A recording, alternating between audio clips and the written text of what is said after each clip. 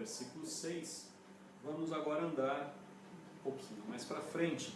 Gostaria de ler até o versículo 12, que diz assim: no qual temos a redenção pelo seu sangue, a remissão dos pecados segundo a riqueza da sua graça, que derramou abundantemente sobre nós em toda sabedoria e prudência, desvendando-nos o mistério da sua vontade, segundo o seu beneplácito que propusera em Cristo, de fazer convergir nele a dispensação na plenitude dos tempos todas as coisas, tanto as do céu como as da terra. Nele digo, no qual fomos também feitos herança, predestinados segundo o propósito daquele que faz todas as coisas conforme o conselho de sua vontade, a fim de sermos para louvor da sua glória, nós, os que de antemão esperamos em Cristo. Esse vídeo vai ser um pouco mais curto porque o tema dele não é exatamente o conteúdo do texto, mas a forma do texto. E eu não quero me estender muito com relação à forma. Primeiro porque eu não sou especialista em literatura, apesar de fazer análise de discurso, não é minha especialidade. Faço análise de discurso nas horas vagas, quando não tenho mais o que fazer. Eu não sou especialista em literatura hebraica, não sou especialista em literatura grega, mas tem um ponto que você precisa considerar na sua leitura da carta, que é muito importante. O autor da carta é o apóstolo Paulo. Até aí, nenhuma novidade. O apóstolo Paulo, ele é um judeu, ele é um hebreu, ele tem cultura hebraica, ele é um semita. E ele tem então sua cultura, ele vive conforme o seu tempo e a sua época. Mas ele não é só um judeu, um hebreu, um semita, ele é também um cidadão romano, ele tem a cultura grega.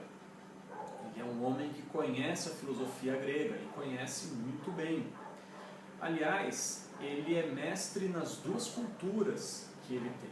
Ele é mestre na cultura hebraica, ele foi criado e muito bem criado na cultura hebraica e foi doutrinado, estudou bastante a cultura helênica. Então ele é um sujeito que conhece muito bem os dois mundos com os quais ele está lidando.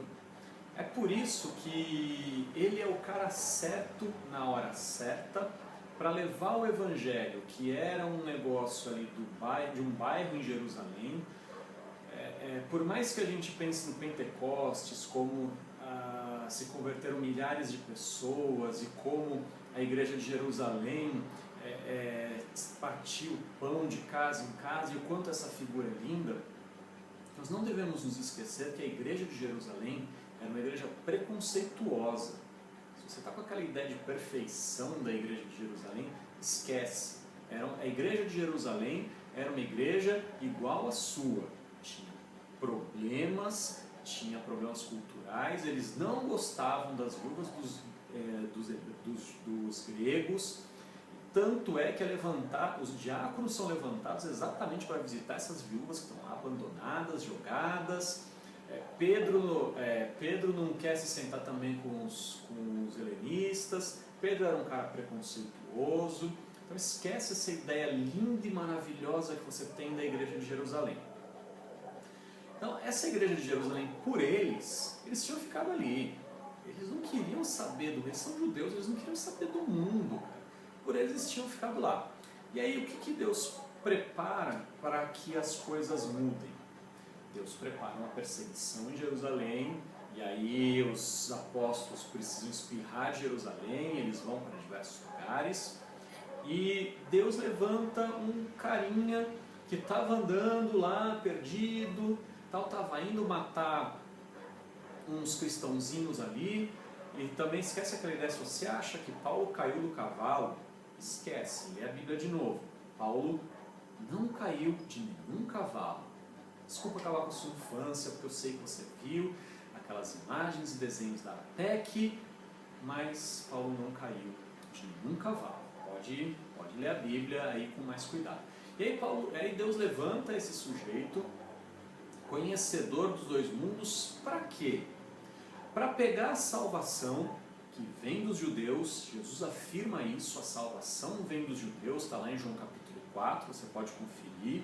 Não lembro o versículo, leia o capítulo todo, vai ser uma bênção na sua vida. Aquele diálogo com a mulher samaritana é maravilhoso. E aí Jesus disse à mulher samaritana, a salvação vem dos judeus. Então Paulo é o cara que conhece muito bem os judeus. Só que a intenção e o plano de Deus é ele tirar essa salvação daquele bairrozinho de Jerusalém e levar para o mundo. E aí levanta o apóstolo Paulo, que conhece muito bem o mundo. É um cidadão romano, é um cara letrado, é o sujeito perfeito, o cara certo na hora certa para levar a palavra de Deus para aquele povo que não conhece. Então nunca se esqueça que Paulo está pegando o mundo hebraico e, entre aspas, traduzindo para o mundo helênico. E aí pega você que não é nem hebreu, nem judeu, nem grego helenista e quer ler a Bíblia e acha que uma leiturazinha assim, passou o olho aqui, vai conseguir entender. Não vai conseguir entender. A forma como Paulo escreveu aqui é uma forma hebraica. Ele escreve com paralelismos. E a forma como Paulo escreve com esses paralelismos causa dois problemas na cabeça da maioria dos teólogos que eu conheço. A primeira é que o cara pensa assim, como é um texto do Novo Testamento, eu não posso trazer a estrutura do Antigo Testamento para cá. Não só pode, como deve. Porque essa estrutura aqui, ela é uma estrutura em paralelos. Eu já vou dar um exemplo bem facinho de uma estrutura em paralelos que você vai sacar rapidinho. Então, Paulo ele está trabalhando aqui com paralelos. É por isso que as coisas, os termos se repetem. Então, os teólogos, principalmente os caras que seguem muito essa linha americana de ponto 1, ponto 2, ponto 3, ponto 4, não consegue ler isso aqui, trava, dá pane. E isso leva ao segundo problema, porque aí o cara pega aqui em cima, no versículo 4, nos escolheu, e depois no versículo 5 nos predestinou, e acha que Paulo está falando de duas coisas. E Paulo não está falando de duas coisas, Paulo está falando exatamente da mesma coisa, mas em paralelos.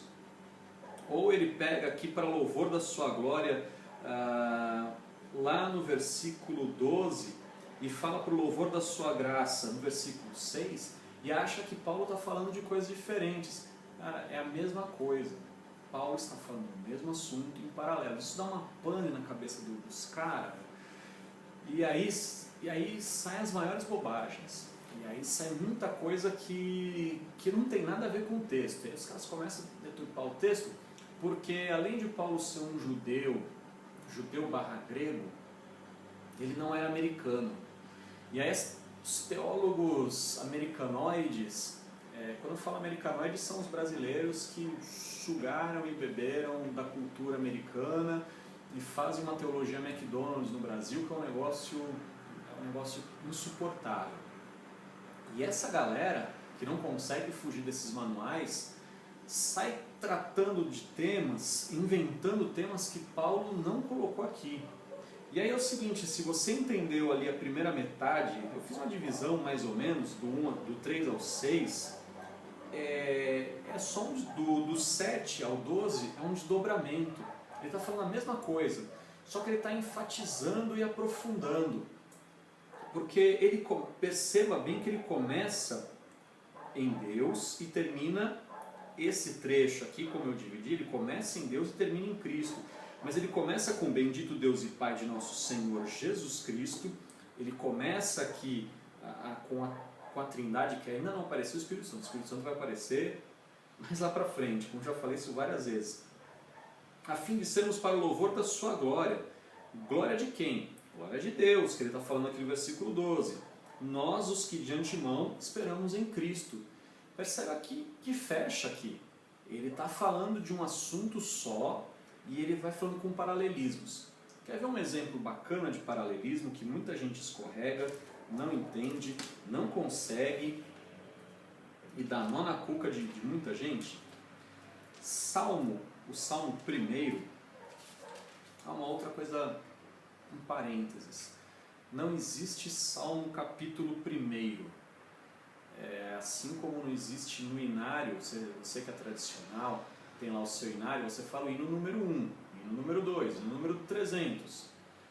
O livro dos Salmos é um inário, são salmos. Então você fala Salmo primeiro, Salmo segundo, Salmo 10, Salmo 30. Não tem Salmos 1, é Salmo primeiro. Então o Salmo primeiro, que é até no título da minha Bíblia aqui, tá, o livro de Salmos. No livro de Salmos, o Salmo de número 1, Salmo de número 1 é legal. O Salmo 1 diz assim: bem-aventurado o homem que não anda no conselho dos ímpios, não se detém no caminho dos pecadores, nem se assenta na roda dos escarnecedores. O salmista aqui não está falando de 3 coisas. O salmista está falando de uma única coisa em 3 paralelos. É assim, ó. Bem-aventurado o homem. Como é que eu já vi pessoas explicando isso? Bem-aventurado o homem que não anda no conselho do ímpio. E mais, ou seja, além, agora vem a segunda camada, ou segundo ponto: não se detém no caminho dos pecadores, nem se assenta na roda dos escarnecedores. Então toma cuidado, são 3, eu já vi aqui 3 conselhos, eu já vi um sermão uma vez, como é que era? 3 conselhos para o jovem progredir na fé. Primeiro conselho, não ande no conselho dos ímpios, escuta o conselho do pastor. Segundo conselho, não se detenha no caminho dos pecadores. Terceiro conselho, nem se assente na roda dos escarnecedores. O que isso dá de errado? Porque o cara pode falar assim: não, tudo bem, eu não ando conforme o conselho dos ímpios, tudo bem. Eu não me detenho no caminho dos pecadores, eu não detenho no caminho deles. Mas se assentar na roda dos escarnecedores, se for para jogar truco, então tô dentro. Então tô quase lá. Essas 3 coisas são um paralelo. O salmista está dando uma ênfase para dizer assim, cuidado. O homem de Deus, o homem feliz, o bem-aventurado, é aquele que tem o seu prazer na lei e que medita na lei de dia e de noite. Porque a conclusão que a gente pode chegar é que o sujeito que medita na lei do Senhor e tem nela o seu prazer, não vai querer quebrá-la junto com o ímpio. Ele está fazendo um paralelozinho aqui. Então, ou você é ímpio e anda conforme o ímpio, ou você tem o seu prazer na lei de Deus. Tudo isso para dizer isso. Então, essa é uma estrutura, um exemplo bobo, simples, essa é uma estrutura em paralelo. Essa é uma estrutura que não é ponto 1, ponto 2, você não dá para falar 3 conselhos para como o jovem pode fazer sua vida espiritual progredir. Não. Só tem, na verdade, conselho só tem um ali, que é, segue a lei de Deus. Mas é uma estrutura paralela. E aí, se algum dia você quiser aprofundar sobre literatura judaica, cara, tem uma infinidade de livros, uma infinidade de estudos e temas que você pode conhecer isso melhor e vai te ajudar. E aí, quando você vier ler essa carta aos Efésios, vem com essa ideia na cabeça. Não é um hebreu que escreve como os hebreus escrevem. Ele não é um autor americano escrevendo um post no seu blog. Ele não está mandando um e-mail para a igreja de Éfeso. Ele está escrevendo uma carta. E ele é um judeu grego, falando da salvação que vem dos judeus e explicando essa salvação para um povo que nunca tinha ouvido falar nisso. A ideia do Cordeiro de Deus é algo que pertence exclusivamente aos hebreus. E aí, Paulo precisa explicar tudo isso para esses caras que nunca conheceram, e aí o resultado é mais ou menos isso aqui. Legal? Espero que tenha sido bacana esse vídeo para você. Esperamos você no próximo vídeo.